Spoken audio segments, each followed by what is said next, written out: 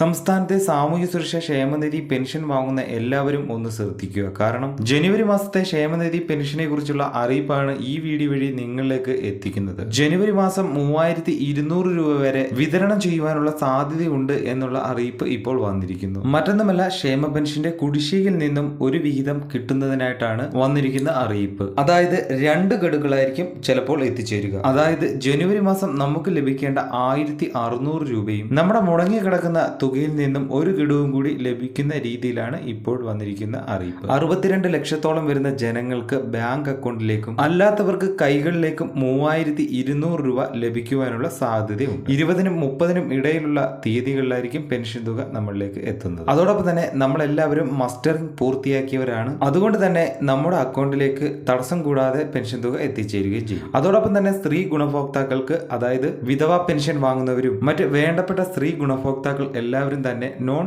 റീമാരേജ്ഡ് certificate ഹാജരാക്കേണ്ടതാണ്. ഈ ഒരു രേഖ ഹാജരാക്കിയില്ല എങ്കിൽ മാർച്ച് മാസം മുതലൊക്കെ നമ്മുടെ പെൻഷൻ തുക തടസ്സപ്പെടുവാൻ സാധിക്കും. ഇതുപോലുള്ള ഇൻഫർമേഷൻ പെട്ടെന്ന് തന്നെ നിങ്ങളിലേക്ക് എത്തുവാൻ ഈ ചാനൽ സബ്സ്ക്രൈബ് ചെയ്യുക. അടുത്ത വീഡിയോയിൽ കാണാം. Good bye.